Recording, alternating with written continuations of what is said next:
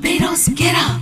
Good morning Barbados, good morning to you. Good morning, morning, morning, morning. Good morning to you. Good morning, morning Barbados, good morning to you. Good morning, morning Barbados, good morning. Wake up, wake up, wake up. Morning to you. That's right. Good morning to you. Great to have you in company on this marvelous Monday, May 1st. I'm Tisha Hines, and I'll be here with you until just around 8 o'clock or so this morning. It's a bank holiday in Barbados, which means you have full permission to behave like a bank holiday bear, whatever that means. And most certainly you might be sleeping in today. You want to have a little extra time with the family. Maybe you're heading out to picnics.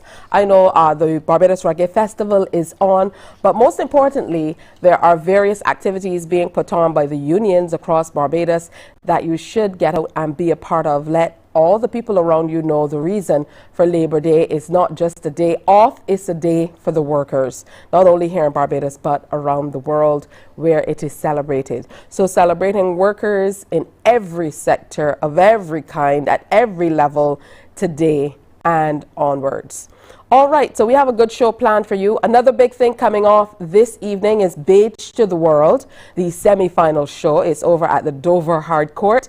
So we have a few of the contestants of Beach to the World who are going to drop in with us today. They're dropping by online and in person. So some of them will be here and some of them are going to be online. We also have the host, the new host of Beach to the World, Christina Doughton. Her name is Chrissy D, and she was a part of Beach to the World Season 2. She's also a recording artist, very accomplished in her own right, and she will be in to give us a little bit of Monday morning vibe and bank holiday music. So she's going to perform for us today, and we're also going to get a chance to know her a little bit better. Also, we talked to Yolanda Yard, who is a council member and chairperson of the May Day Committee with the Barbados Workers Union, about the 81st anniversary celebrations and all that will be happening. Yolanda is also a colleague of ours here at CBC, so that is going to be fun. Plus, Situ Sab Labor Day Rally and Concert. We're going to be telling you all about that and giving you a big reminder of what will be happening. On today's presentation of Life, Love, and Hope, we are looking at how work life can impact your personal life with Dr. Denise Charles, educator, academic, author, life and relationship coach. She is the go-to lady when it comes to figuring out what's going right or wrong in your relationships, and today will be no different. She's going to make sure that she takes care of that. Also, today we are going to have a little bit of trivia fun, and we're going to tell you a whole lot more about that a little bit later. That's all coming up today on your favorite presentation of Morning Barbados, which I know you probably didn't expect to see today, but we are definitely back for the holidays, and every holiday we are going to be here with you. So we are encouraging you, give my producer in the back something to do. Call her up and tell her what you're doing today. You know, if there are any celebrations, birthdays or otherwise, where you're heading, all that wonderful stuff. Share that with us, and I'll gladly share it as well. So the numbers to call 228-5562 and 228-5563. We're interested in hearing what you're doing today, what the big plans are. If you're just sleeping in, that's absolutely fine as well. But from St. Lucie to Christchurch and from St. Michael to the east, I want to say a special good morning to you and welcome to Morning Barbados. Just like I have to say that to the next young lady who is a part of Beach to the World Season 3. She is a spoken word artist, and I remember I first saw her in St. James at that audition and was absolutely blown away by her piece. Clarissa Williams, she goes by the stage name Carmen, is joining us now for the presentation. Good morning to you. Good morning.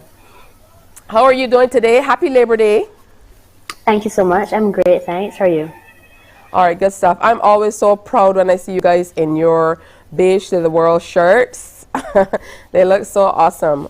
All right. Now, first of all, tell me why you decided to enter Beige to the World, because it obviously is a conscious decision to say, okay, I'm going to go out to these auditions and perform a piece. So what is it that piqued your interest? For Beige to the World, the biggest decision was about what I was going to perform, not so much me entering the competition. Someone suggested it that I enter, to bring spoken word on the stage. And I said, okay, I made the decision pretty fast. It's a platform a lot of people are going to see. And I said, okay, I'm going to enter. Once I did enter, then I had to decide what was I going to perform. I think that was a bigger decision. All right, so the decision was made already. It was just a matter of what you would do. And I know that your entire approach to your pieces has been centered on anti-violence and anti-violence message for the most part. So talk to us about how you've been able to grow in the competition while staying true to the message that you want to share. It has been challenging. The reason I chose that message, first of all, we all know it's very, very important. And I had an experience where someone close to me was killed. He was shot and killed in 2019. And from then, I started writing those kind of pieces about gun violence. So using that message, I have been commended on the message. However, with the challenges being musical genres and me having to adapt to different speeds, different rhythms, and to be able to flow differently, I also needed to be able to give some kind of diversity and not repeat myself the same thing over and over again, whether the message was about gun violence or violence in general. I had to break out a bit and talk about different things and the way that I presented them. And you've done a phenomenal job. I mean, after all, you've copped one of the top 15 spots for the semifinal tonight. How have you been prepping for that? Because I know, it's been a hectic schedule. Obviously, you work outside of Beige to the World. You guys have a tight schedule in terms of workshops, rehearsals. I mean, just getting everything ready for the day. How are you coping? I am trying to rest. To me, that is one of the biggest, most important things you can do to prepare. I need to prepare a lot mentally more than over rehearsing. I've been managing my performance anxiety from after the first challenge. So really and truly resting and just getting my mind right helps a lot, as opposed to just going over my lines over and over again. And I know that for you, obviously, costuming is a big part of your presentation, bringing things together. That what you're seeing on screen is from the Calypso Challenge. So you've been able to explore not just the genre, but the essence of what the genre is about through your presentation. So it really has been a holistic approach. Talk to me about how you've grown in that particular area. Yes, the costuming is super important to me. I didn't expect actually that I would have enjoyed the soca challenge so much. I was like, soca, spoken word. I usually flow differently, but I really enjoyed the soca challenge. And I am happy that I was able to talk about something and still capture the essence, So this piece, as you would remember, was about let's have a safe crop over, 2023. It was about the fun that we have on the road, but also every year we know there's some kind of issue, some kind of violence that comes up. So it was just a reminder to the Barbadians, so let's look out for each other and have a safe crop over. I really enjoyed that soca challenge and bringing everything together. And finally, tonight, tonight is do or die. I hate to say it like that, but 10 spots are up for grabs, which means a third of the people competing go home tonight. 5 people go home tonight, and then it's on to the finals. How are you dealing with that? It must be immense pressure. Yes, I am nervous about it, but I've come this far and I've been able to do what it is I wanted to do, talk about what I wanted to talk about. So even if we don't get to the finals, I am very happy about this stage. So I'm going to try to put the nerves aside and just give tonight my absolute all. If this is my last chance on the Beige Chase in season 3, to put my message out there, I am definitely going to do that in the best way that I can, And I absolutely believe you. Your message is powerful. We won't let anything out of the bag because people have to come out tonight to Dover Playing Field and see exactly what will be offered. It is a phenomenal presentation. Trust me, you won't be disappointed. You won't see a show like this anywhere else in the world. It's authentically Barbadian with Barbadian youth. And, you guys have put a Herculean effort into your performance pieces and everything that goes along with that. So congratulations on your journey so far. And like you said, no matter what happens, I know that there's been a change for the better. So as you leave us, tell us when Clarissa Williams stepped on that stage in St. James to audition, how is she different from the Clarissa Williams, the Carmen, sitting in front of us this morning? Apart from not being made up, when I am performing, I realize there's a state of mind that I have to get into. So when I did the audition, and that piece was about gun violence as well, I had to pull something out of me to be able to put that on stage, same as what I have to do tonight. I really have to pull the emotion to deliver my message, and that's what it's about. That's the difference between me on and off stage, trying to pull out the message and deliver it well. Oh, thank you so much for sharing with us. I know you have to run off, but I appreciate giving us the time. I'll see you in a few hours. Yes, thank you so much. All right, have a good one. So that's Clarissa Williams, stage name Carmen. She's a spoken word artist, and she is a semi-finalist in Beige to the World, one hitting the stage at the Dover Hard Courts later today. All right, we're going to take a break, and when we come back, we will be joined by Yolanda Yard, who's a colleague of ours here at CBC, but also she's council member and chairperson of the May Day Committee with the Barbados Workers Union. That's all next on this Labor Day edition of Morning Barbados. Morning, morning, morning. Good morning. Good morning to you. While you go about your business, we go about our business, and that is gathering the news. Stay up to date at CBC News Barbados on Facebook, Instagram, and Twitter. Get news update on radio throughout the day. And join us for the CBC News Night at 7 every night. CBC News team is on the job and bringing you the news. There is a saying, you can find a Bajan anywhere. Are you a Bajan living abroad? Or do you know of one who has migrated to another country? Well, we at Mornin Barbados would love to have you or them on our Bajan Affair segment. Share your amazing stories, experiences, and how you have adapted to a new culture. Send us an email to morninbarbados@cbc.vb.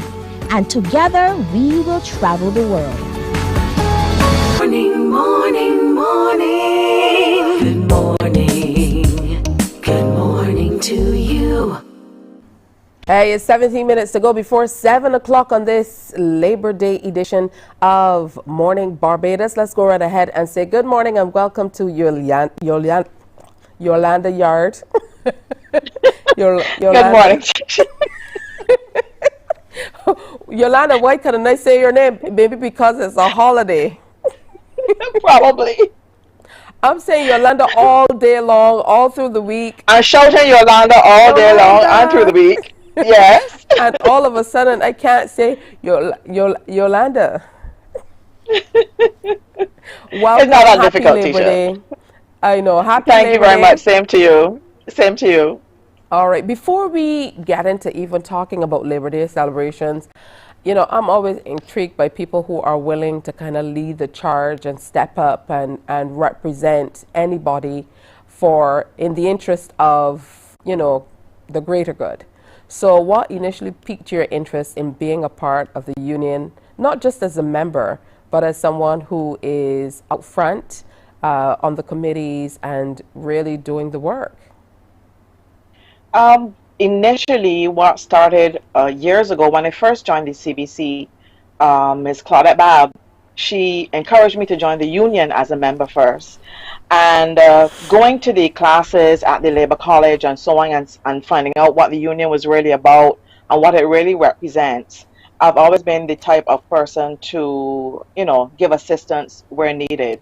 I'm not a big speaker or orator, but giving assistance and working in the background is what I like to do. So that is what did it for me. And then I was encouraged to run for council, which I did a few years ago and was successful. All right, that's wonderful. So congratulations to you. Now there's a big celebration, the 81st celebration, and there's a corresponding event over at the National Botanical Gardens today.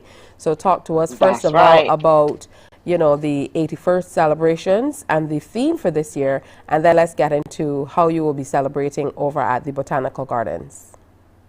Yes, it's the 81st year for the Barbados Workers Union. We're celebrating our 81st birthday. And the theme for this year is It's All About You. And that's what the union is about. It's all about the worker. It's about their lives, making sure that, they're comfortable in their workplaces and that, we represent whatever issues they have. Oh, that is absolutely wonderful. So in the 81st year, how is the union really working to ensure that they continue to build on their membership and keep their strength up? Well, it's all about, again, all about you. It's all about getting into, the workplaces, getting into the communities. We just concluded our karaoke competition, which usually would be held at the Barbados Workers Union. But this time, because it's all about you, we decided to go into the different communities and meet people where they're at and encourage them, speak to them and encourage them and let them know about not only the representation you can have from the union, but the services that the union have. If you want a lawyer, you can come and have a consultation at the union, as long as you're a member of the Barbados Workers Union, and that's a free service. So it's just about meeting people where they're at and, letting them know how we can assist them in whatever issues they may have. Oh, that's wonderful. And I know that the signing of the declarations of the missions of Barbados is big on the agenda for today, and it is quite a significant event. Talk to us about that. Well, I don't have that many details, but just as what you said is very significant as the tripartite is concerned, and this will obviously redound to the benefit of all workers in Barbados. Not just union members, but all workers in Barbados. All right, so let's get into the activities today over at the Botanical Gardens then. Yes, we starting off today at 12 p.m. sharp. Obviously with the national anthem, we're going to have our chaplain of the Barbados Workers Union, the Venerable Eric Lynch. He's going to bless the proceedings, and there's lots of things going on from start to finish. We've got a lot of cultural performances. We've got the ICH duck and flute, we've got stick licking, we've got street dance, we've got Afro beats, and of course we have the entertainment later in the evening from about 4. With the entertainers. We've got Lil Rick, we've got Red Plastic Bag, we've got Peter Ram, we've got Renee Bonnet. We've got quite a bit of entertainment lined up. And of course, you can bring your picnic baskets. Come on, enjoy the Mango Grove right there at Botanical Gardens. Or we've got lots of eats and drinks there available for you. If you come on, you don't feel like cooking today, you just want to come out and have a nice line with a group of friends or even with your family, come on out and enjoy the day with the Barbados Workers Union. We want to thank our major and main sponsor, the National Cultural Foundation, without whom this would be a lot more difficult. So we want to thank them very much. Oh, that's wonderful. Now, for those people looking on and thinking today is just another bank holiday for us to enjoy, remind us of why days like this are so important to workers, not only in Barbados, but the world over.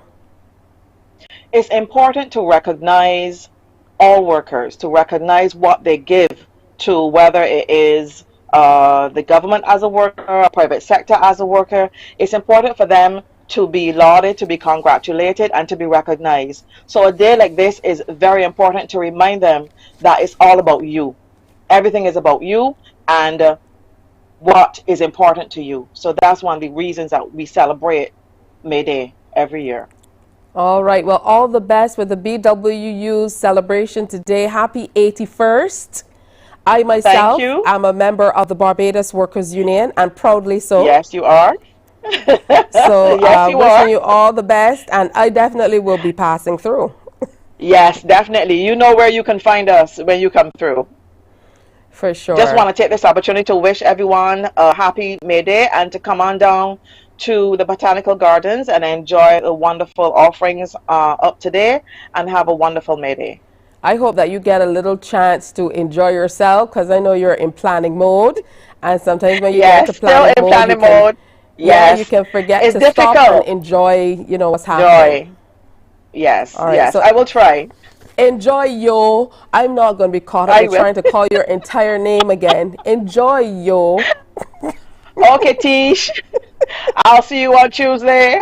Have a good one. All right. And to you too. So happy Workers' Day to all of you. Ah, wonderful. So that's the BWU. When we come back, we're going to tell you all about what CTUSAB has planned for today. That's next.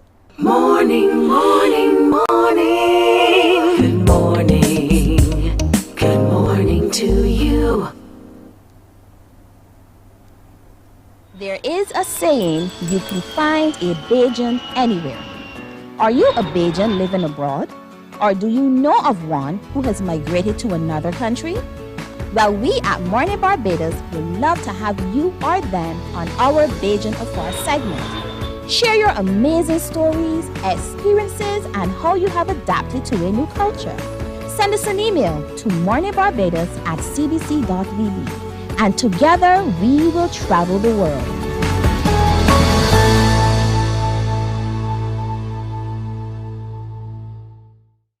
Enjoy movies, soaps, drama, comedy, inspiration, education, music, and more. You get it all when you get MCTV, because MCTV gives you more.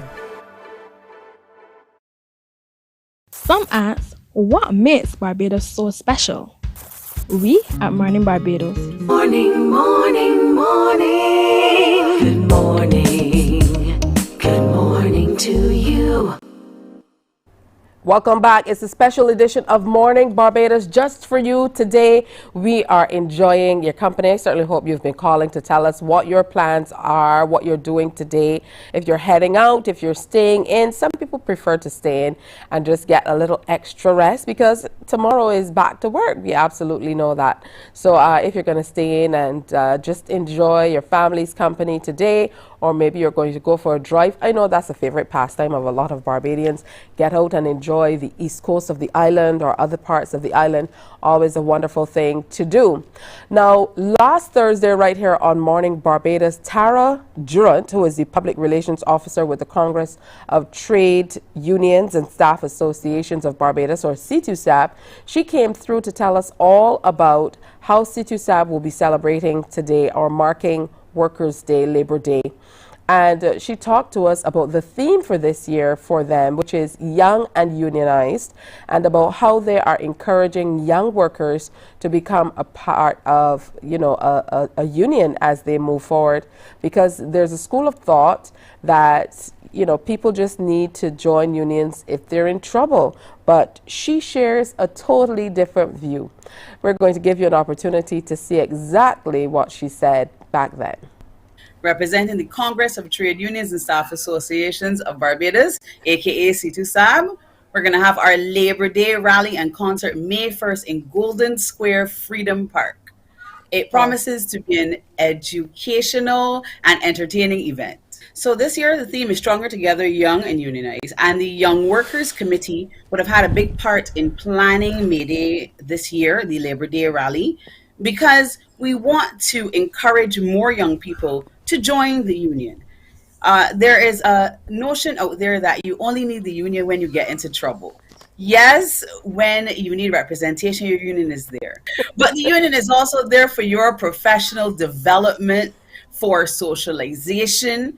The union is also there to help you understand your rights, the laws. So there's so much more to your union than just needing them when you get into trouble. And we want to encourage more young people into the fold. We want to encourage young people to come so stronger together, young and unionized. And the tagline is young workers, the power is in your hands. So we're focusing on the youth this year. And even on the stage, we will have young workers from our member organizations giving short remarks. We will have a career showcase from our member organizations encouraging the youth. And recently we have BYAC, the Barbados Youth Advanced Corp, on board. They will also have someone speaking, and they will be a part of the career showcase, because students that go through that program, they're the young workers of tomorrow, and we're focusing on the future. The Golden Square Freedom Park will always have a big place in the heart of trade unionists, because it would have been the stomping ground of Clement Payne. Agitate but don't violate. So this event has significance in its location, in its theme, in everything. And we also will have entertainment, and we also have a jingle. So we have a theme jingle about the Stronger Together, Young and Unionized, and also a C2SAB jingle that were both produced by young people. Remember, again, we're focusing on the youth. So one jingle was produced by 19-year-old Recon Drums. He was actually on Beige to the World. He's a young producer and artist. Another was produced by 20-year-old Ocean Made This Production. And both jingles are sung by a young and upcoming artist, Big Mike. So not only in our addresses, even in our entertainment and our jingles, we are focusing on the youth.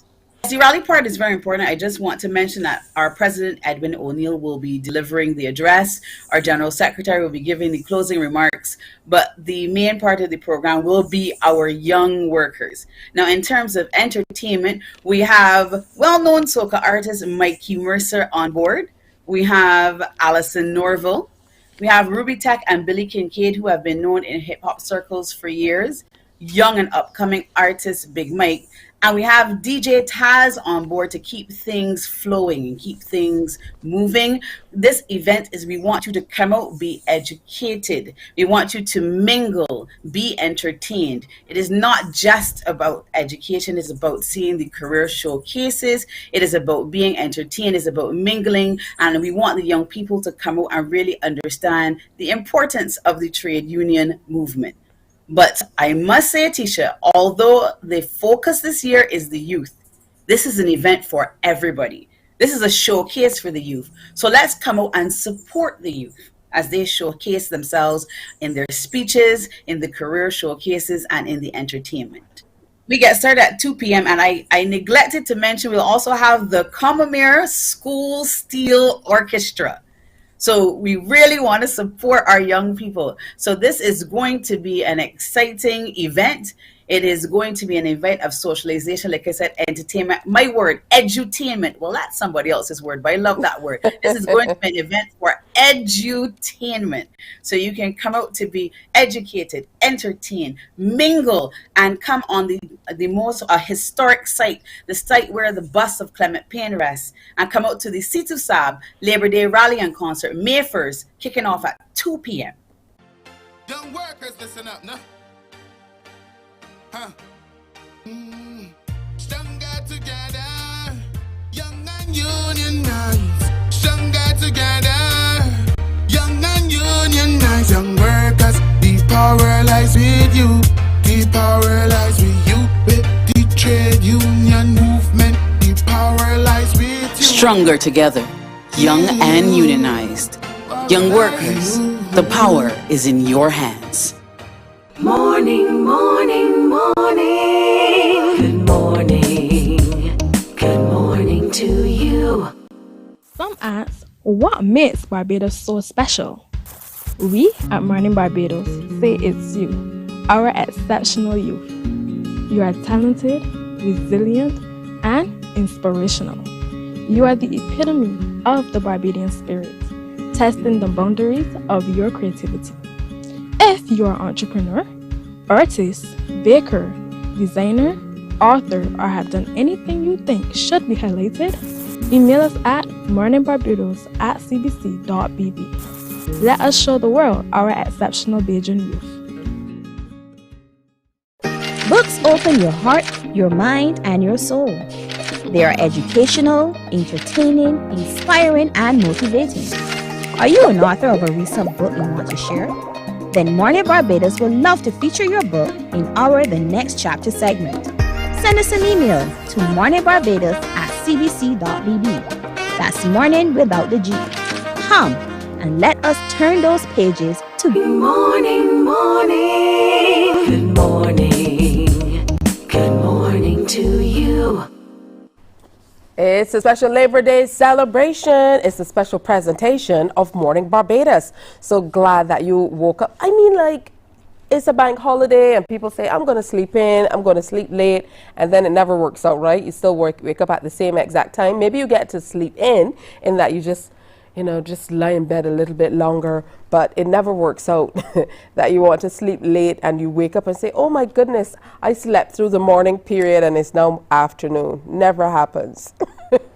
All right, so I hope you're having a great morning so far. Whatever you have planned, make sure that you're safe as you move across the island. It's 7 o'clock in Barbados and across the Eastern Caribbean. It's time now for a little chat on life, love, and hope.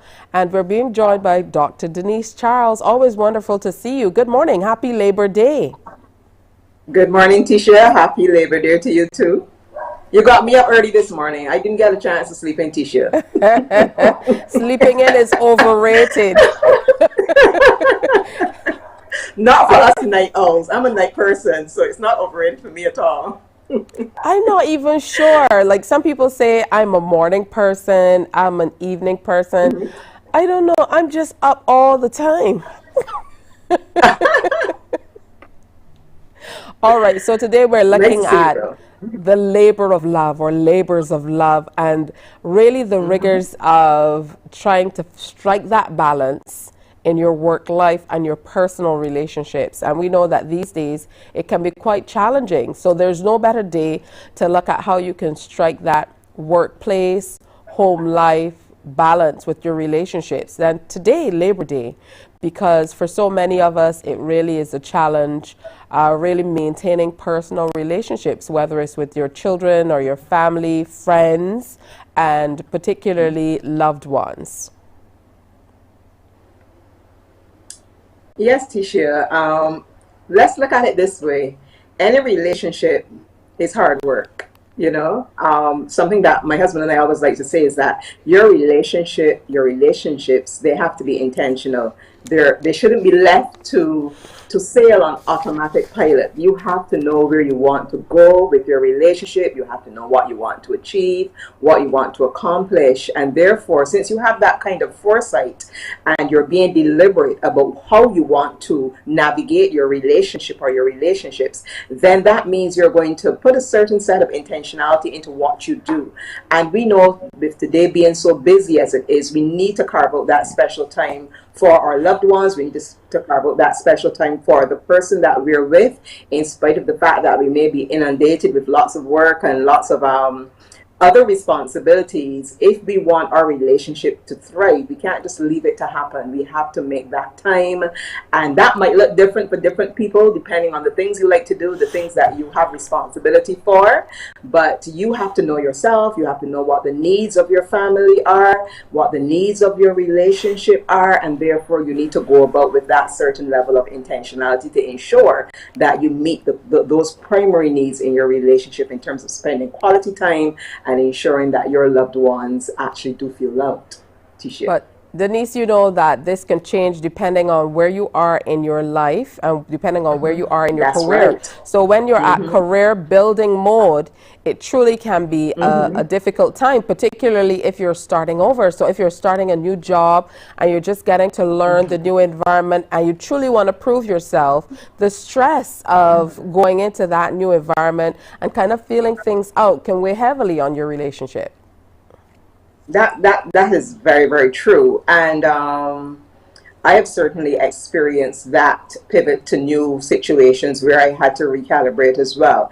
But I'm saying that while that may be true, that you do have new responsibilities, or as you said, you're trying to impress in a new job space, or, you know, you have so many added things to do to what you probably did before. Time, if you have that focus of intentionality and you do prioritize your relationship, it is important to you. You still have to carve out time, but it's not just about carving out time. It's about having that conversation with your partner. particularly if you're talking about romantic relationships, but it also applies with your children. You might not have the same type of conversation with your children depending on the ages that they're at. You know, you may be able to say to them, well, yes, mommy or daddy, we have new responsibilities now, so it may mean that we see less of each other on evenings and so on, but I'm going to make up for it in the weekend. So I'm saying that even though you may have these added responsibilities, it's very, very important to have a conversation with your partner, let your spouse know, you know, what you'll be doing that's new, that's different, that's going to be demanding more of your time. Don't automatically expect your partner to adjust without you having that conversation, because if you're accustomed to giving your partner a certain level of attention, but suddenly that changes because of maybe the time you have to leave mornings or the time you get back home on evenings, you get back home later, so you don't have the quality time that you used to have before, maybe when you were in a previous position. You need to have a talk with your partner. Don't assume they're just going to adjust, but from the partner's end, no. You should be happy and glad to see your spouse or your partner moving on in life, getting a new position, getting perhaps fulfilling that dream or that goal they always had to assume greater responsibility in the workplace, or even it may be a totally new job, and you should be there to support them as well and to ask, how could you help? You know, what can you do to make it easier for them in terms of their transition, so that even though I might be the one getting the job or my husband may be the one getting the job, it's as if we're both in this together. We're not necessarily working at the same workplace, but he's there for me and I'm there for him, you know, depending on who it is. And because there's that support, because the relationship is buttressed by that type of support, then it makes the transition a lot easier. All right, what about technology? And I think we touched on this a little bit earlier in another conversation we had about really setting boundaries when it comes to things like technology, because there are some people, and trust me, I am guilty of this hands down, and I try I try not to do it, because I maybe justify in my mind, okay, they can answer when they get up first thing in the morning. But I know sometimes it really is crossing the line when you send late text messages, really late emails. But sometimes that's where I do my best work, you know, where the brain works best and you just want to knock it out of the way. So being able to strike that balance, I would imagine, is equally as important, not only for romantic relationships, that, like you said, but for personal work relationships as well. Yes. Yeah, it's about understanding those boundaries, Tisha. We can't always get away from it because, as I said, you know, since COVID-19, I think we've sort of recalibrated the way that we think about work, the way we think about relationships, and the way we think about how work is extended way past the hours that we leave the office. And I think because of that time, we've sort of shifted in a way of speaking in terms of how we see work, and we seem to think that work is 24/7, and really that's not healthy. And while I know there may be some critical things or some urgent things that you do have to attend to after hours, again, it's about striking that balance, understanding when to say no to looking at the phone when you know it's a work email, unless it is something that is in all caps and it's in red, urgent, and you know you have a certain level of responsibility, and you know it's something that you need to pay attention to immediately. That won't always happen. So we do expect that bosses and so on, supervisors would be more understanding, but we know that sometimes things are urgent and they need to be dealt with. But at the level of the individual who's at home or who's in that relationship, you still have to take time and make sure that you're not overdoing it. At the same time, you want your spouse or your partner to be understanding of your added responsibilities. So it's really about creating that rhythm in your relationship where the two of you understand where you're at and you understand, you know, what your partner is about. You're not threatened, or you don't feel put upon if you realize that your partner is doing something that is work related after hours, because depending on the job, you know that you still have to work when you go home. Look at people in education. Teachers have to work when they're at home. They have to plan lessons. They have to correct work, you know. So and there are other jobs like that where you do have to prepare. You might have to prepare a presentation. You have to do something for the next day. You don't just go home and shut off. So once you know who you're married to or who you are in a relationship with, and you understand what their job entails, there's that level of understanding, there's that conversation, I think it shouldn't be too bad. But these are things you need to speak about, because partners can feel neglected, they can feel put upon, they can feel as if the spouse's job is their priority and not them. And you don't want to communicate that at any time, because at the end of the day, we always say if something happens to you, they're going to replace you the next day. So make sure that you do spend that quality time, and that what is really, really important to you, that you dedicate lots of time and quality time to it as well. All right, so let's switch and shift gears now, put our attention for a bit on workplace relationships. I think sometimes we bypass how much workplace relationships really impact us. So we end up being with, a group of people or particular people, and we hear people talk about a work wife or a work husband, in jest a lot of the times. So you get really close to people in the workplace, and that in and of itself can present challenges if then you have challenges there to be able to kind of delineate what's happening in the work environment. And as some people very eloquently put it, leave it at the gate. There are some people who just cannot leave it at the gate. Tisha, this is one of my pet discussions. Actually, my husband and I were speaking about this yesterday, because we were talking about another matter, and this crept into our conversation. And we were talking about the fact that sometimes in your work role, or even if you are a leader, maybe you're a pastor in a church, in your role, people see you in a particular way. They look up to you in a particular way because of how you behave at work, because of the things that you do. You may be attentive, you may be understanding, you may be strong and directive as a leader, and other people may look up to you and connect with you at that level. But when you're at home, you're in a totally different space, because it's not the same environment, and your wife or your partner may not treat to you in the same way that people at work treat to you. And as a result, you find you're getting into these connections at work because you are looked up to in a particular way, and you don't find that same connection in your home space. So you have to be very, very aware of what is happening. There's nothing wrong with having great collegial relationships. I know there are work environments where people are like family, they really look out for each other. But I always tell couples, if you're going to be in a relationship with someone at work where it's going to be extending past the work hours, you're spending lots of time with this person should eventually be known to your spouse. They don't have to be bosom buddies or anything, but certainly you don't want to keep the fact that you're married or the fact that you're in a relationship secret or hidden, as we know some people are prone to do. If you are married or you are in a relationship, committed relationship, your work colleagues should know.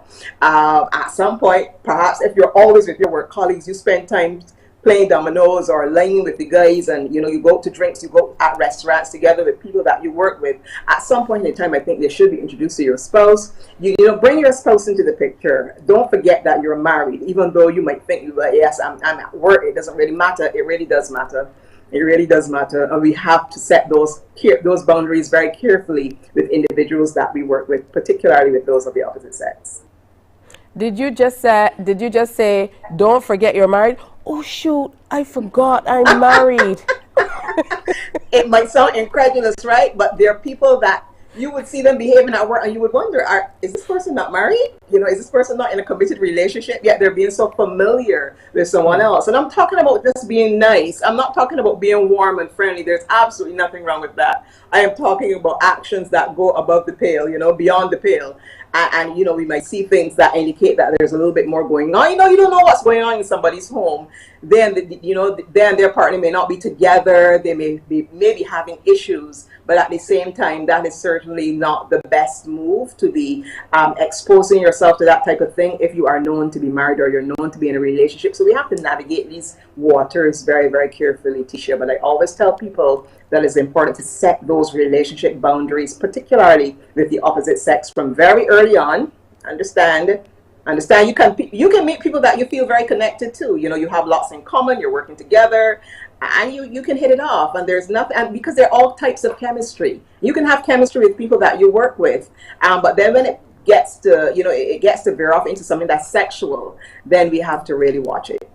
All right, and in closing, I think it's important for us to touch on toxic work relationships as well, because sometimes you can be in the work environment and you can have toxic relationships going on. I know people engage in the work environment in a lot of gossip a lot of the times, and then it turns into a whole lot of drama, and then to be able to leave that where it is, sometimes it spills over to your home life as well.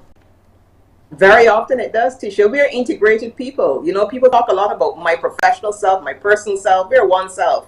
we're one person, and we're not always very good at compartmentalizing our lives. And I don't think that we should. I always advocate for understanding who we are as whole people, because I'm completely aware of the fact that who I am at home and how I navigate my relationship with my husband, with my children, that spills over into the type of worker that I am. If I am secure, if I feel happy, it's going to add something. It's going to add a pep to my step. It's going to give me a certain level of motivation as I go to work. The converse is true. If I am unhappy at home and there are challenges that I'm not dealing with very well, I'm going to take that into my work environment, and vice versa. So if there's a certain level of toxicity that I am experiencing at work, I may take that home. Not only am I giving my husband an earful every time I go through the door, get into the car, and he may get tired of hearing it, but it can weigh me down, and it can make me feel as if, I am not good enough, and it can impact the way I interact with my spouse. So we have to navigate those waters very carefully. Sometimes if it gets really bad, you might need to seek professional help. You might need to talk through some things with someone, maybe see somebody at work, your supervisor, to discuss how you're feeling in the workplace, because it's not healthy really to exist in a toxic environment, whether at home or at work. So we want to ensure that we work at those situations to kind of allay them so that they don't impact us negatively in the long haul. All right, I want to thank you so much for coming in and sharing with us. Dr. Denise Charles, always wonderful to share with you. Very interesting stuff. And lots of food for thought, especially as we ponder on this Labor Day on how the rigors of work, in all respects, whether positive or negative, can impact our lives. Thank you, and happy Labor Day. Thank you, Tisha. Have a great day. All right, coming up, we have some new music coming your way. Today, we're also going to look back at everything that's been happening so far this weekend. I don't know if you got a chance to go to Vintage Reggae on Friday night. It was packed to capacity. There was a little bit of controversy, too. Did you hear about it? Who knows who might give you the scoop coming up. What happened? I was there, so I can speak from a first-hand perspective about what happened.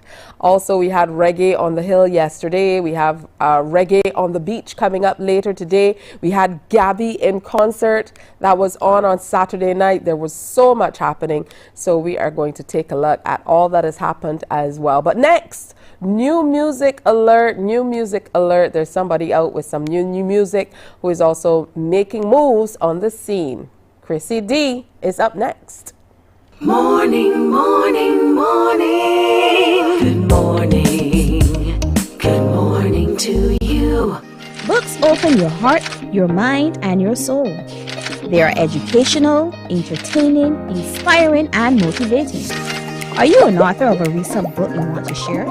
Then Mornin Barbados would love to feature your book in our The Next Chapter segment. Send us an email to morninbarbados@cbc.bb. That's morning without the G. Come and let us turn those pages together. Because you love English Premier League, MCTV has got it back. Now you can watch all the games of the English Premier League plus UEFA and NFL on MCTV. Current customers can upgrade to Matchback Extra at just $23. Call MCTV today at 228-6288 to upgrade or come in and sign up for a new service. Football fans, let MCTV get you back in the game.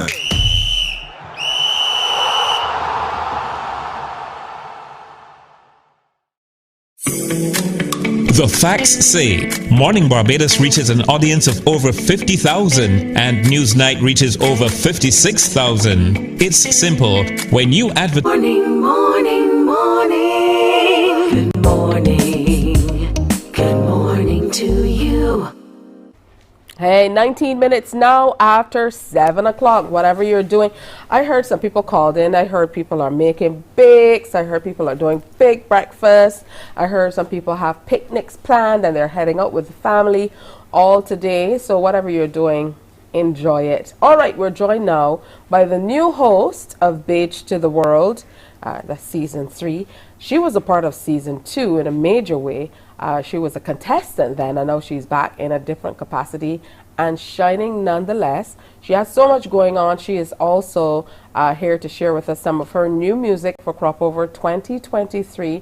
She has a song that sounds a little, put a ring on it, but we're going to get to know Chrissy D. Good morning and welcome. Good morning. Thank you for having me. I love this outfit. Very nice. Thank you. You know you're going to represent the love because of the song. So we went with red this morning. So. All right. So you were a part of Beige to the World Season 2. So talk to me about that experience. That experience was amazing. I've been on the scene for a bit, but there's so many things about music that I did not know in terms of the business itself. When I came into Beige to the World, all the sessions, all the workshop sessions we had literally gave me all the information that I was missing for all these years. So I was able to bring that to myself as an artist and develop my craft a little more, especially getting on the stage and trying on different genres and that kind of stuff.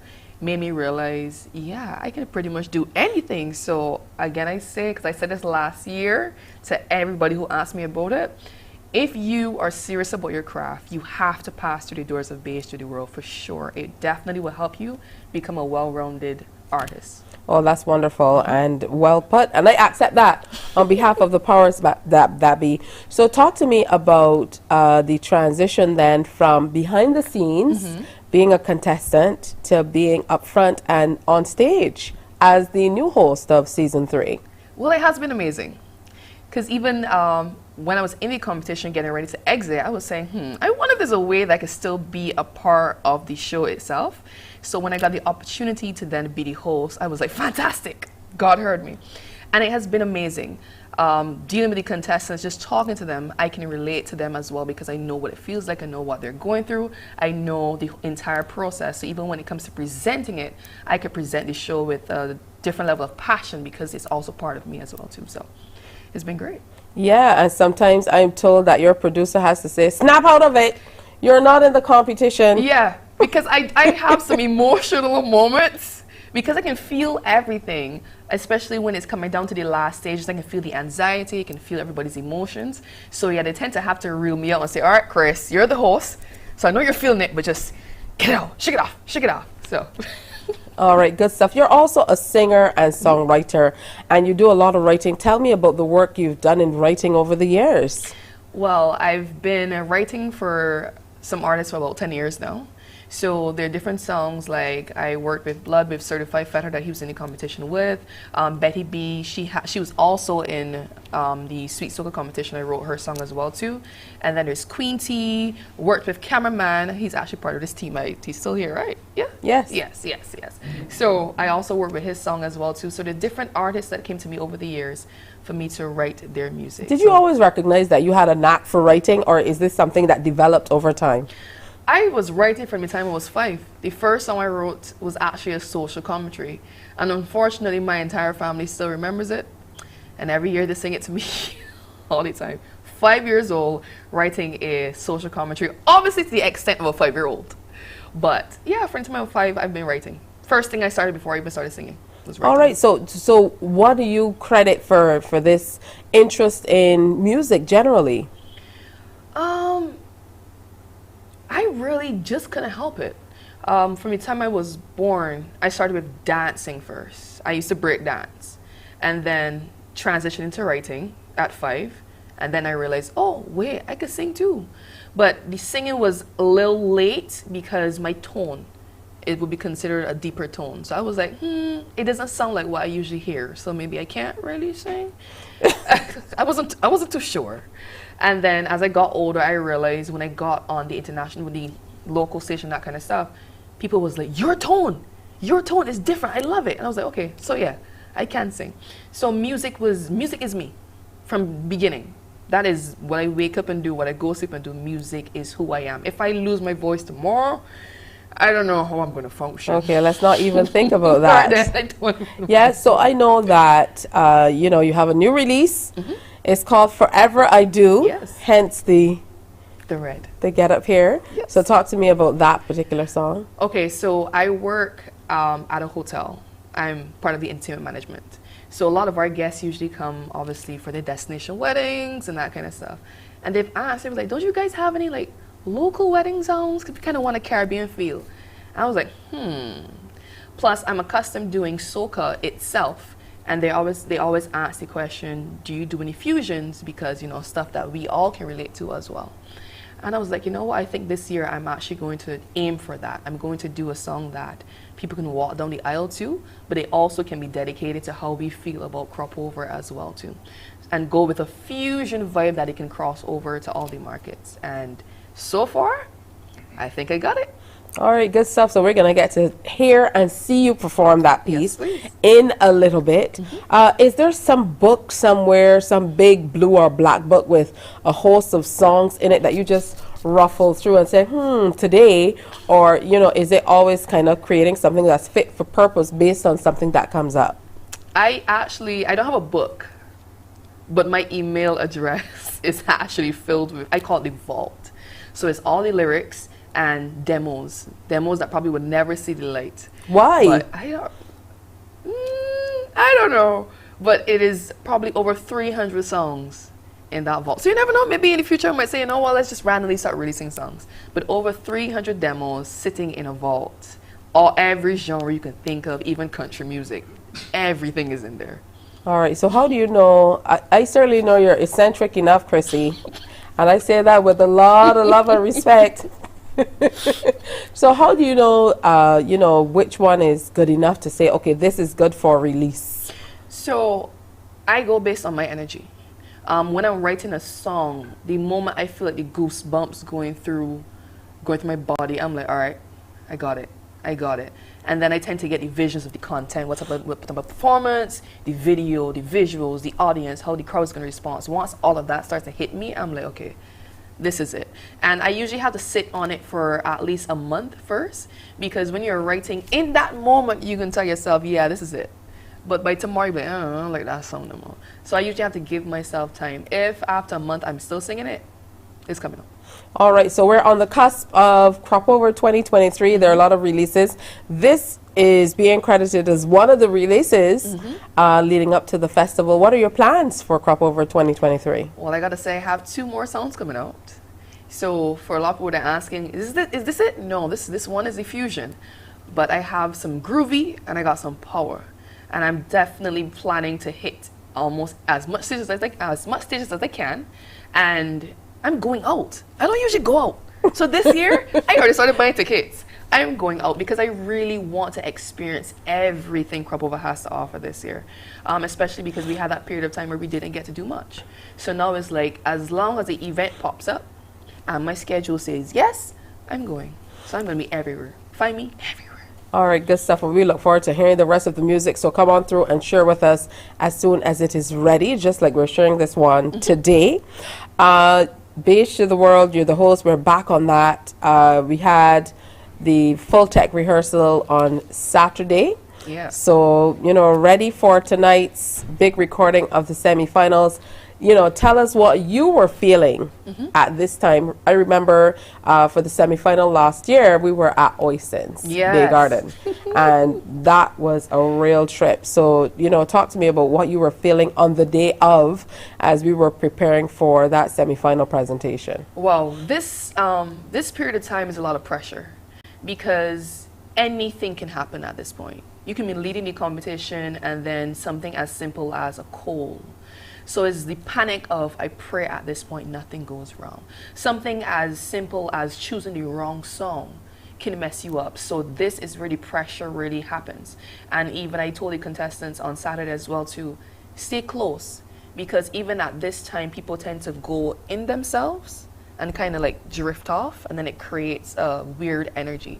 Stay close and remind yourself consistently, whatever happens, just do your best and just keep the positive energy. Avoid going out too much because you don't want to get sick. Rest your voice. If you've got performances, just put it on pause. But this is where it really counts, especially tonight. Just get into the finals. Just focus on tonight. Worry about the finals when the finals get there. Yeah. Just focus on tonight. Just focus on getting into the finals. And then we could worry about the finals afterwards. Yeah, because for the first time, they're performing 2 songs. Yes. All through the season, all the challenges, it's been 1 song. Exactly. And now they have to perform 2 songs. Word of advice. Yeah, so what advice would you give them on having to perform these two songs? One is a blind challenge in that they had to pull the genre.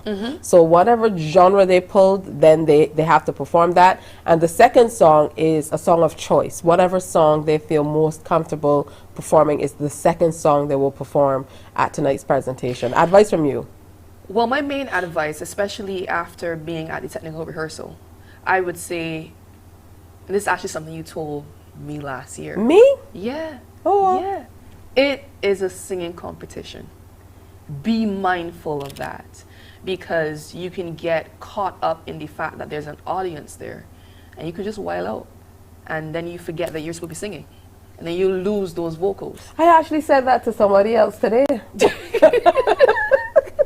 Because it's a serious thing, especially because we have some contestants, you know, some people might decide that they're going to do soca as well too.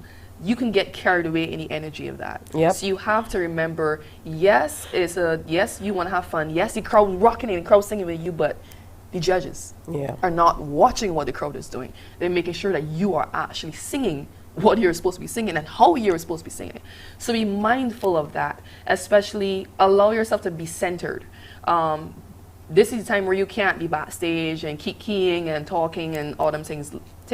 Hold a corner, relax your mind, relax your energy, and focus.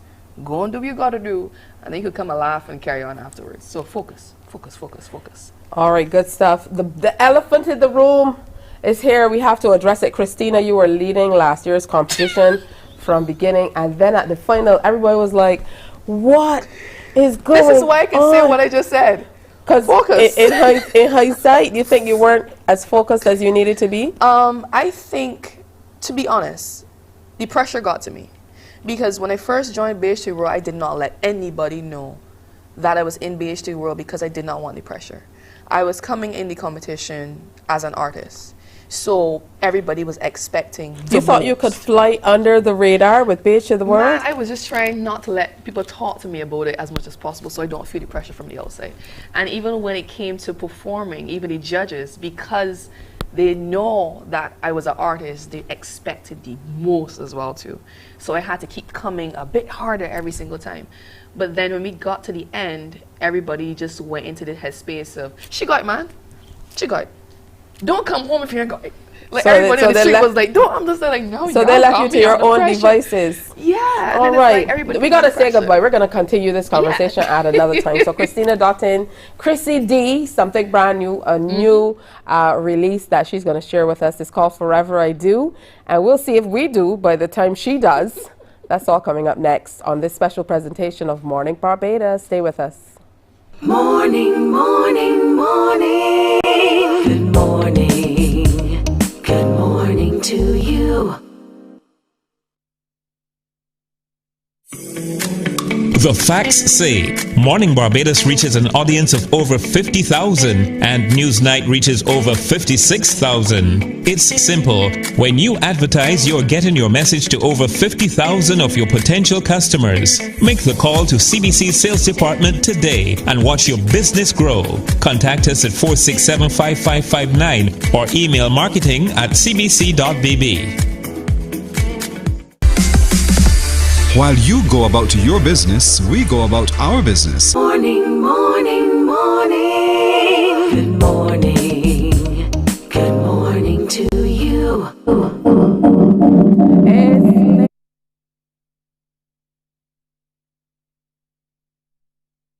More energy brought into the studio and stuff like that. So we are here to share with you. I hope you're up and enjoying. Remember, for the people who are watching online, welcome as well. So now Chrissy D is here to share her new release. It's called Forever I Do, her first release for the season. And she says it is kind of like a soca influence, but for the wedding vibe.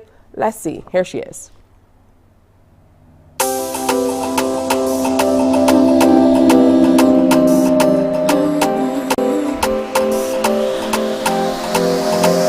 Forever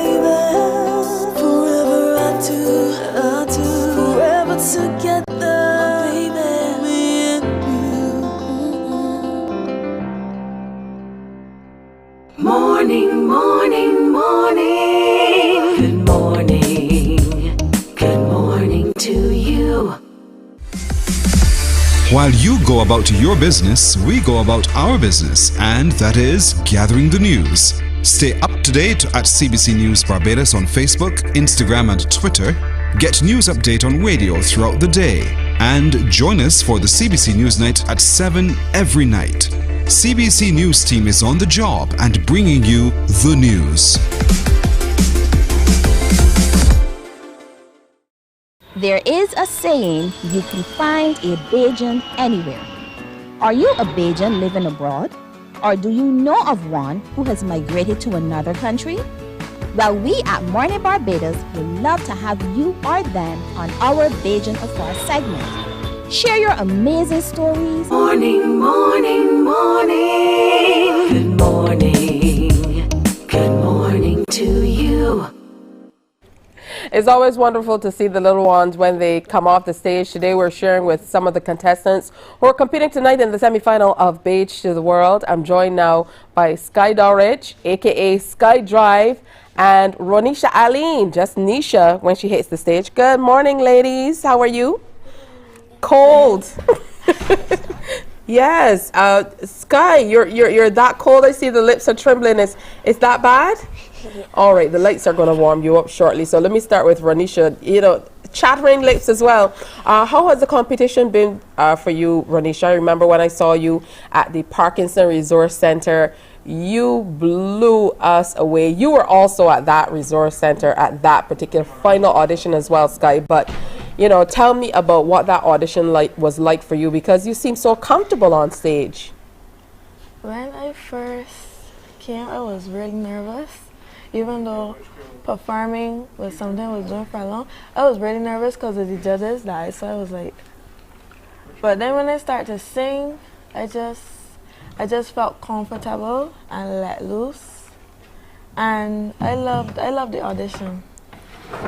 Yeah, what good stuff. What about you, Sky? You blew everybody away at that audition.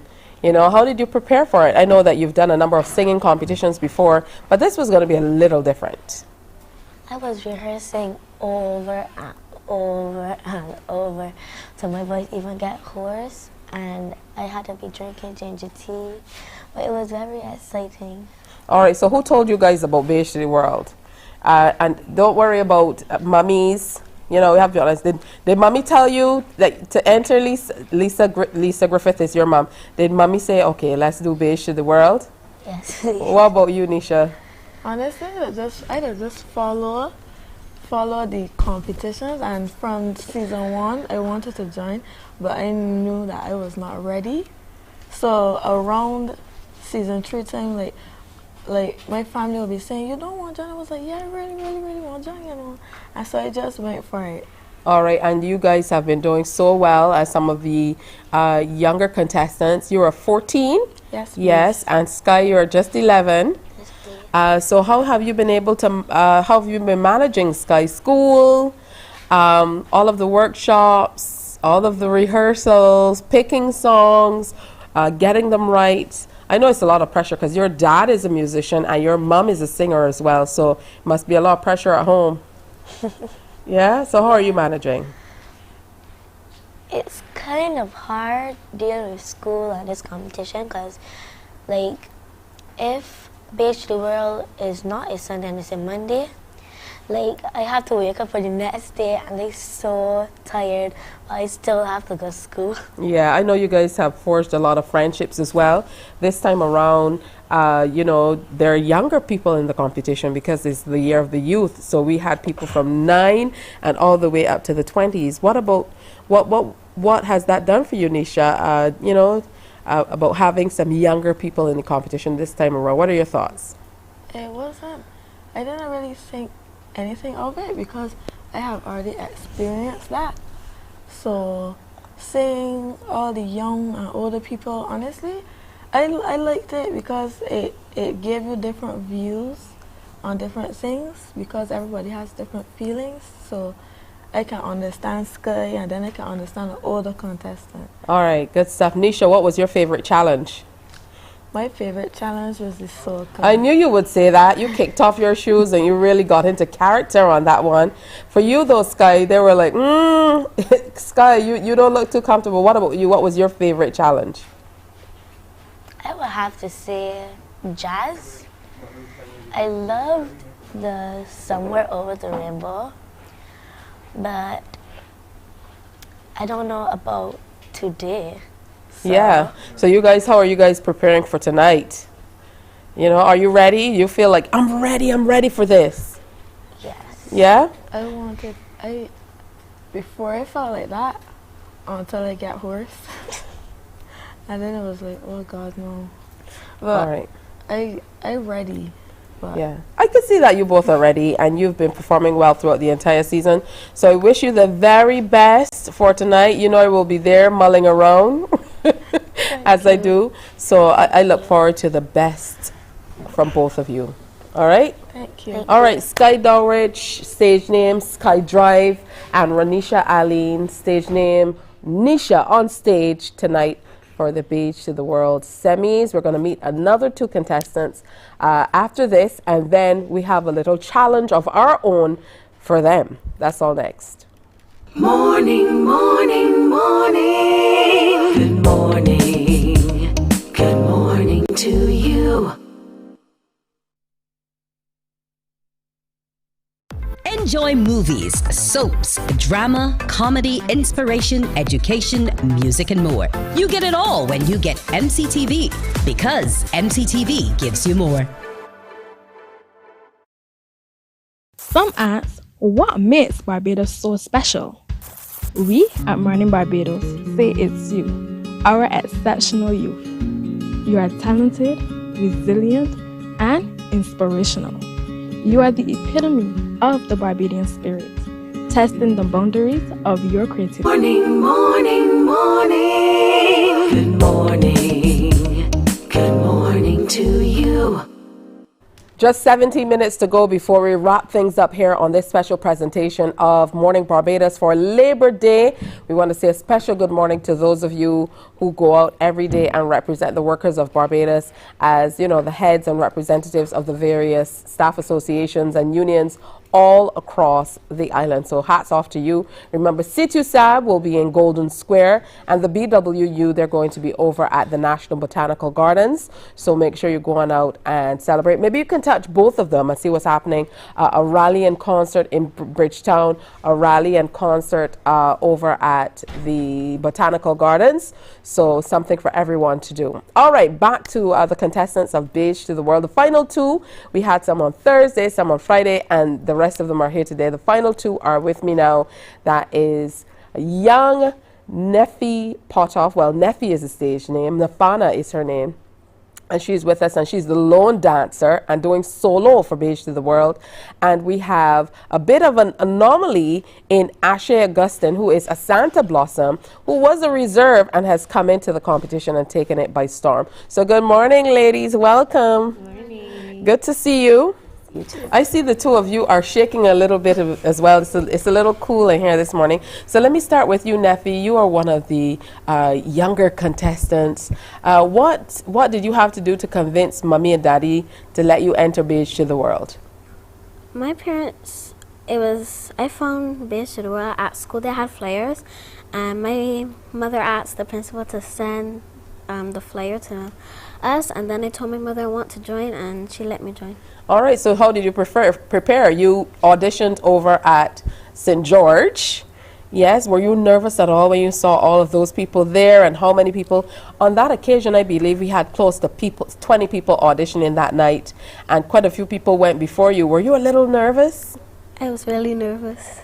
Yeah, but you did a good job nonetheless. And now you're at the semi-finals. Congratulations. Thank you. You must feel really good about that. Tell me what it's like preparing week to week, because I know you lend a hand. You work with Shari Pollard as your mentor and also as choreographer too. So she helps you with those pieces. But it must be pretty difficult to learn a new dance piece every week. Yes, please. So tell me about what your week is like getting ready for Beige to the World. It's really tiring. Because when I go home like 11 o'clock in the night, and then I have to wake up for school, and I always wake up really late, and then I don't get time to wake up, and then I have to go home, and then I have rehearsals again. It starts again. Yeah, but do you enjoy it? Have you been enjoying Beige to the World and being on stage? Yes, please. Yeah, do you think that you're going to be a dancer in the future? Yes, please. All right, that's wonderful, and I know that you really have the moves. All right, Asanta Blossom, what was it like coming into the competition? You know, it was late days yet for you. We had a contestant who dropped out just before the competition started, and so you were up and decisions had to be taken, and you stepped in like a pro, and you would never know. So what was it like when you got that call? I was nervous. I wasn't sure. A lot of people wasn't sure if I should do the competition, but I wanted to do it for myself. I thought that it would have been a learning experience, which it is, because I've learned a lot. For the preliminaries, I was very ill, and I still wanted to do it. My mom said, if I really want to do it, we push for this, you either can sing or laugh it out. So I tried to sing, but then I ended up being in reserve, and it was kind of hurtful. But nonetheless, I guess it was a blessing from God that I still get to be in the competition. And yes, I had to work extremely hard to get where I am today, but it's all worth it because I'm in the semifinals. All right, congratulations again. Yes, you both are in the semis tonight, so good stuff. Talk to me about preparing from week to week. How difficult that has been. It comes down to costuming and lighting and just preparing, having everything on point and balancing that with everyday life. What's it been like for you? With sound choice, to find the right song is very hard because a lot of people come in with a lot of hard stuff. And for me, vocally, in my range, I gotta be careful, and I'm easily affected with my voice, so I have to really be careful with what I do. However, in terms of costume and everything, that started out for me, from my mom, Noise Boys, Everson, big at you, and that's it. Other than that, choreography from my cousin is all good. Everybody's come together as a team, and once we work together, it shows on stage, I'm telling you. It absolutely does. What about you, Neffy? Have you had a favorite genre so far to perform to? Yes, please. What's that? Back in Time. You enjoyed Back in Time most. I am so surprised by that. I wouldn't have guessed Back in Time if they'd asked me. What made it that much more interesting for you? I had the most fun in that one because Senator John made me laugh a lot too, and it was really fun. I enjoyed that one the most. What about you, Asanta? Mine was jazz, actually. I like the swing, the steps, the dance move. It was challenging, but I got it done, so I was very proud of myself. Yeah, that's wonderful stuff. How are you guys prepping for tonight? Tonight is major. A third of you go home, so there are 15 people. There will be 10. Yeah, how are you prepping for tonight? You're just ready. That's it. You're ready. I had to rest. They're ready. They're ready. All right, so we have a little bit of a challenge coming up for them next. We'll see what that is on this Labor Day edition of Morning Barbados. Morning, morning, morning. Good morning. Good morning to you. There is a saying, you can find a Bajan anywhere. Are you a Bajan living abroad? Or do you know of one who has migrated to another country? Well, we at Mornin Barbados would love to have you or them on our Bajan Afar segment. Share your amazing stories, experiences, and how you have adapted to a new culture. Send us an email to morninbarbados@cbc.bb, and together we will travel the world. Some ask, what makes Barbados so special? We at Mornin Barbados say it's you, our exceptional youth. You are talented, resilient, and inspirational. You are the epitome of the Barbadian spirit, testing the boundaries of your creativity. If you are an entrepreneur, artist, baker, designer, author, or have done anything you think should be highlighted, email us at morninbarbados@cbc.bb. Let us show the world our exceptional Bajan youth. Books open your heart, your mind, and your soul. They are educational, entertaining, inspiring, and motivating. Are you an author of a recent book you want to share? Then Mornin Barbados would love to feature your book in our The Next Chapter segment. Send us an email to morninbarbados@cbc.bb. That's morning without the G. Come and let us turn those pages together. Morning, morning, morning. Good morning. Good morning to you. All right, so we thought we would get the contestants ready by giving them a little challenge this morning. Are you ready, Beige to the World? Here's where you say, yeah. All right, Asanta, Blossom, Neffy, Nisha, and SkyDrive. They're competing on Morning Barbados before the big competition tonight. Let's see who will come out on top. Okay, so it's the Beige to the World Season 3 trivia. Dun, dun, dun. Let's see if they know what's happening. So we have some questions for you. We're going to start with you, Nisha. Pick a number between 1 and 18. Number 1. Name 5 of the judges of Beige to the World Season 3. 5 judges. Okay. Senator John. Yes. Carla. Carla, yes. Carla Springer Hunt. Kelly. Kelly Caragan, yes. And DJ Simmons. Pardon? DJ Simmons. Yes, DJ Simmons. That's 4. One more. Donna Lisa. Dawn Lisa Callan. That's right. Yeah, good stuff. All right, Sky, to you. Pick a number between 1 and 18. 2. Number 2. They're going down the line. Name 5 schools used for the preliminary. 5 schools. Go. St. George. St. George, yes. Combermere. Combermere, yes. Lester Vaughan. Lester Vaughan, yes. Grantley Adams. Grantley Adams, yes. And St. Lucie. St. Lucie, yes. That's 5. Good stuff. Congratulations, Sky. All right, on to you, Neffy. Pick a number. Please don't say 3.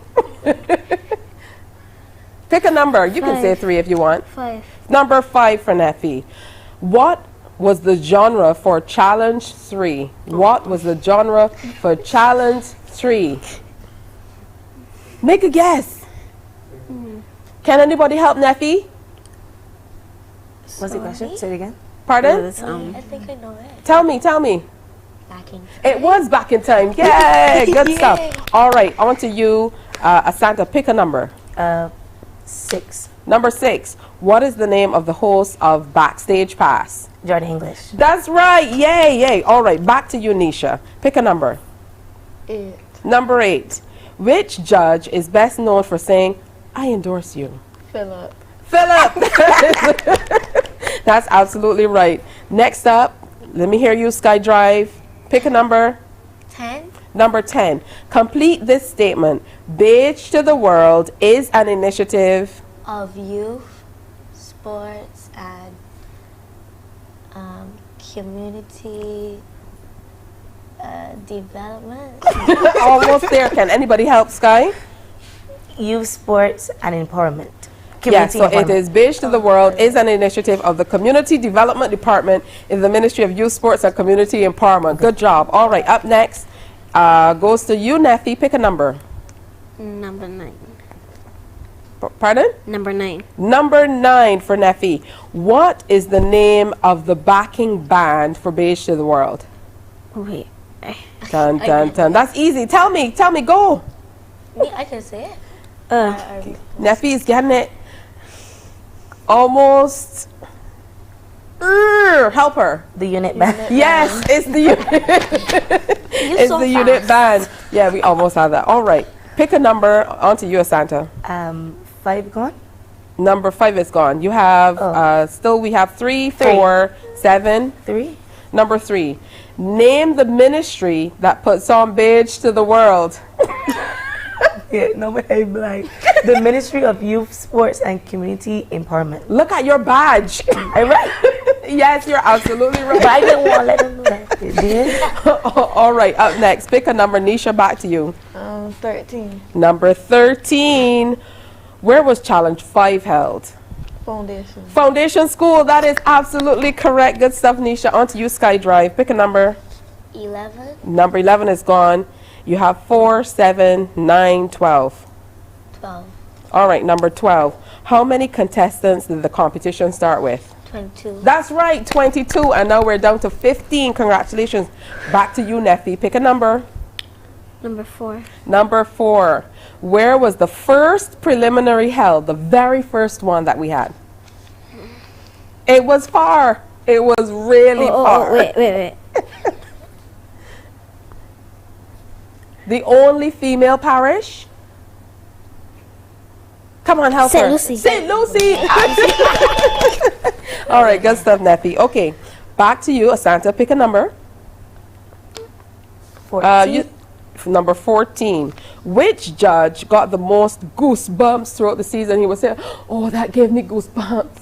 I have goosebumps. These are goosebumps, which judge? Philip Forster? No, it wasn't Philip Forster. I think I know. Okay, tell me. Senator John? It was Senator John. He had Goosebumps Central. Congratulations. All right, pick another number. We are now back to Nisha. What's the number? You have number 4, number 9, 15, 16, 17. Okay, 17. Pardon? 17. Number 17.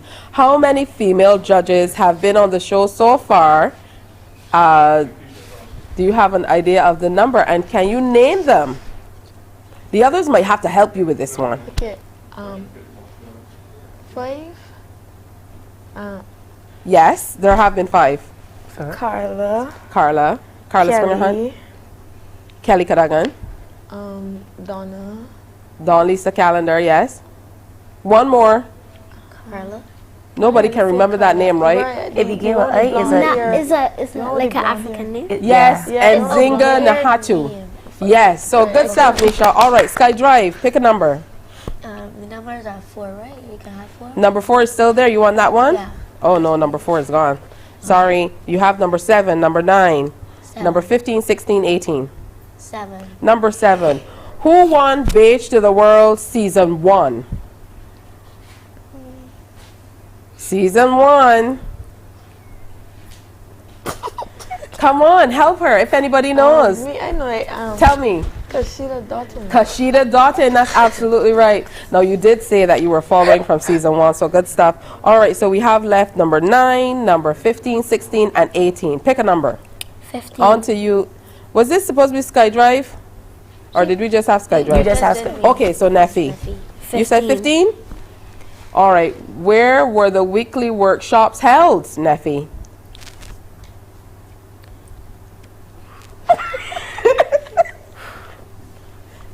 Somewhere in the Warrens area. You know this.